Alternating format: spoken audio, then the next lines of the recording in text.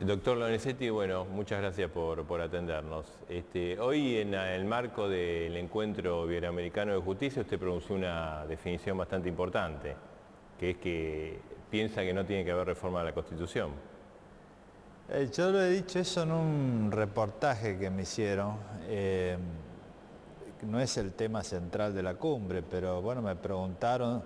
Yo aclaro lo siguiente, tal vez primero es bueno que se discuta, o sea, me parece que si hay un evento científico en la Facultad de Derecho, está muy bien que eso se haga, que se debata, porque creo que la facultad está para eso, ¿no es cierto? No me parece mal.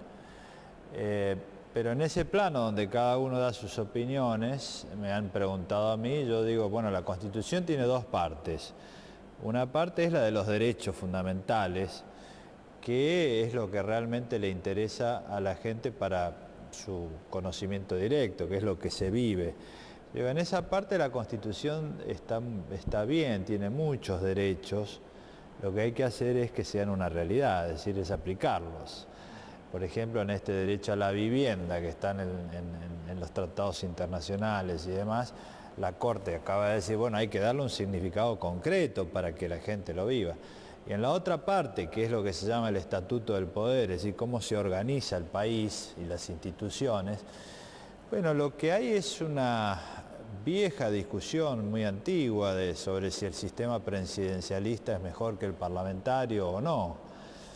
En ese sentido, bueno, es conocida la opinión del doctor Zaffaroni y de muchos otros que opinan que el sistema parlamentario es mejor que el presidencialista. De hecho, cuando se modificó la Constitución del 94, se intentó hacer un acercamiento al sistema parlamentario que en la práctica no ha funcionado, ¿no? Pero yo desde el punto de vista teórico creo que el parlamentarismo es un buen sistema, pero creo que en la tradición argentina no ha sido, y no creo que funcione muy bien, es muy difícil cambiar de un sistema a otro y requiere una cantidad de cuestiones que yo no la veo viables. Por eso no me parece necesaria la reforma constitucional. En realidad las constituciones, si nosotros ya las cambiamos, si hubo un alto consenso y ha sido interpretada por los tribunales, creo que lo que hay que hacer es consolidar eso mejor, de aplicarla mejor, antes que provocar una nueva reforma que me parece que sería muy difícil, un trámite complicado. Yo creo que en eso hay que ser prudentes. Me parece que es mucho mejor modificar toda la legislación que hay, que implementa la Constitución, que es lo que hay que hacer. Ahora, la Corte también esta semana tomó una decisión muy importante, que fue esta instrucción que le ha dado al gobierno de la Ciudad de Buenos Aires de darle vivienda y una manutención mínima a una madre o un hijo que estaban a la intemperie. Esto es un marcado sesgo social que ha tomado la Corte. ¿Por qué se ha tomado? Porque es una decisión también polémica, que hay muchos que no están de acuerdo. Bueno, primero, nosotros no hacemos política, es decir, nos dedicamos más a lo social o menos, sino que lo que pasa es que llegan casos. Entonces acá lo que llegan son 200 casos, hay más o menos, y además debe haber muchísimos más en los tribunales inferiores, es decir, que los que reclaman las cuestiones sociales son los ciudadanos argentinos. O sea, el problema está, no es que nosotros hoy nos dedicamos a hablar de esto. Segundo, la Corte los recibe esos casos y lo que aplica es la Constitución. Entonces, por eso yo a veces digo, cuidado con esas reformas constitucionales, porque todos quieren reformar, suscriben tratados, hacen grandes declaraciones, pero después cuando las aplicamos se sorprenden y dicen, ¿de dónde sale esto? Yo no estoy de acuerdo. Bueno, pero si es lo que firmaron y lo que está vigente. Si la Constitución dice que hay un derecho a la vivienda, entonces eso, y tenemos un reclamo, la Corte tiene que resolver ese caso. Ahora, hay un límite, y ese límite es el que nosotros hemos señalado. Cuando hay una persona que está afectada en un estado de vulnerabilidad extrema, que es afectación de su vida, y en este caso la de su hijo, que además estaba enfermo y viven en la calle, entonces ahí los jueces pueden poner un límite, es decir, este derecho a la vivienda que usted puede manejar de una manera o de otra, lo que no puede hacer es dejarlos en la calle cuando corre riesgo la vida. Entonces ahí se dice, tienen que superar esta situación de calle, darle un alojamiento como para superar esa situación. Y eso es lo que se ha hecho. Ahora, a partir de esto, entonces, digamos, primero que hay como una jurisprudencia de que el Estado tiene que, en estos casos extremos, dar vivienda de asistencia, que no puede dejar a la gente a la intemperie. Es un tema muy difícil porque lo que pasa también es que la gente, este no es un problema de la ciudad de Buenos Aires, es un problema de todo el país, ¿cierto? Hay gente que tiene en distintas. Entonces acá lo que hay que discutir de fondo, si se habla de políticas públicas, ese es el problema de la exclusión social, de la gente que está caída del sistema, que está fuera del sistema y que no tiene nada y que vive en la calle. Ese es el problema de políticas públicas que hay que solucionar, es un problema de fondo. Yo creo que ahí sí es donde los poderes del Estado tienen que discutir y ver de qué manera se soluciona, porque si no la gente va de una ciudad a otra donde se lo solucionan. Y las que no se lo solucionan se ven beneficiadas. Entonces, este es un problema muy importante. Lo que nosotros hacemos es poner luz sobre eso y atención que acá hay un tema que hay que encararlo con políticas públicas. Y solucionamos el caso. Nosotros no decimos más que la solución de este caso. Puntual, correcto. Doctor, en estos días, bueno, usted sabe que la justicia está ahí, ¿no? Todo el mundo la mira de un lado a otro, está varios jueces con hechos, uno con la tragedia de Once, otro con hechos de, digamos, investigando hechos de corrupción, otro juez federal también con el caso Jock Lender. ¿La Corte Suprema de Justicia avala a estos jueces, avala estas investigaciones? No, nosotros no podemos avalar o no avalar. Lo que nosotros hacemos es revisar lo que hacen si llega a la Corte. Es decir, el sistema judicial tiene esos controles, porque si un juez tiene un caso, entonces está un caso penal, ¿no es cierto?, como lo que usted menciona, está el fiscal que lo controla, el fiscal pide y demás, después están las partes, los afectados, las víctimas. Si no le gustan lo que resolvió ese juez, tiene que ir a la segunda instancia, que es la Cámara, y si no, después vienen a la Corte.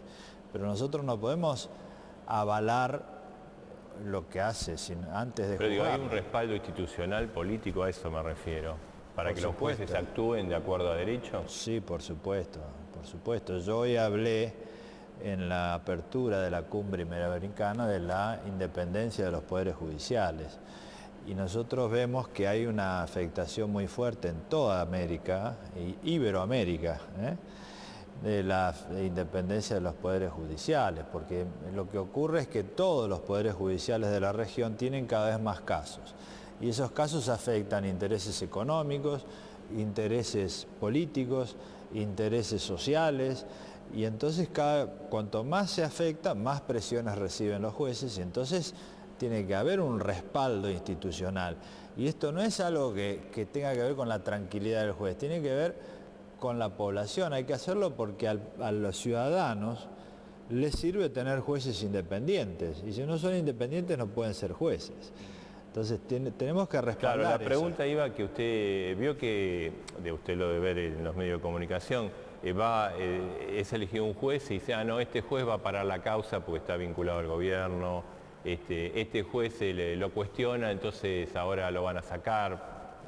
Le puedo dar nombre, no sé si lo incomoda, Ollarvide, Rafeca, Bonadío, en causas de que le interesan a la gente, ¿no? Sí, ningún juez puede parar una causa porque le interesa a una de las partes. Esto no se puede hacer, ¿sí? Yo creo que no se puede hacer y nosotros no avalamos eso.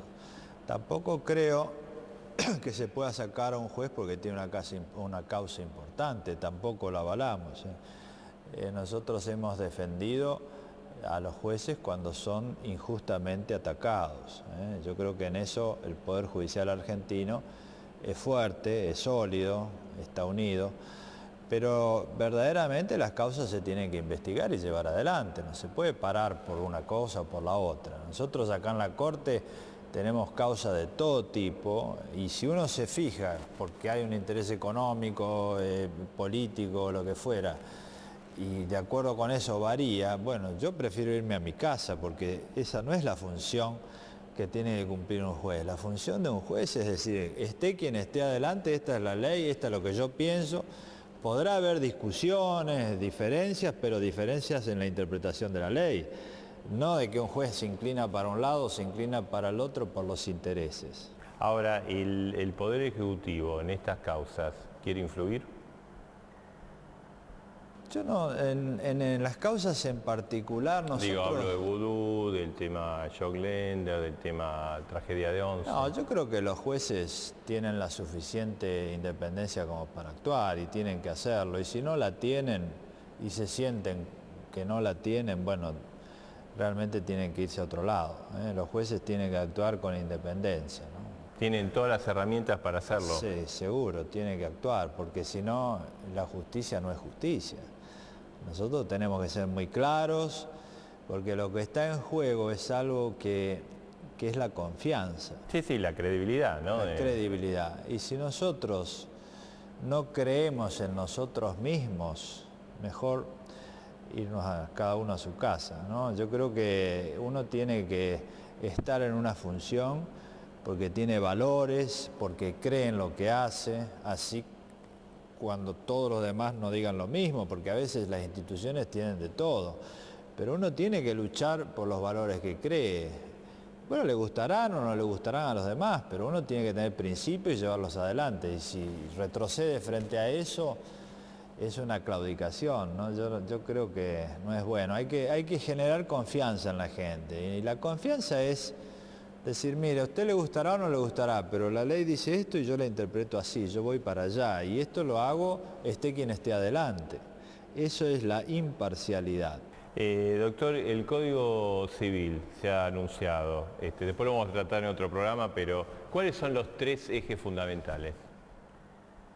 No, yo creo que hay muchos más de 3, porque imagínense, el Código Civil y comercial, es decir, es prácticamente toda la vida de una persona, se regula el nacimiento de las personas y sus efectos hasta los efectos del fallecimiento. Se regula cuando uno contrata, cuando uno celebra relaciones de consumo, cuando uno tiene una empresa, cuando uno ejerce el comercio, cuando compra una vivienda. Es decir, es tan amplio un Código Civil que hay muchísimos temas y todos esos temas forman parte de la vida diaria de todos nosotros. Entonces lo invito y lo tratamos en otro programa. Sí, con gusto. Bueno, muchas gracias.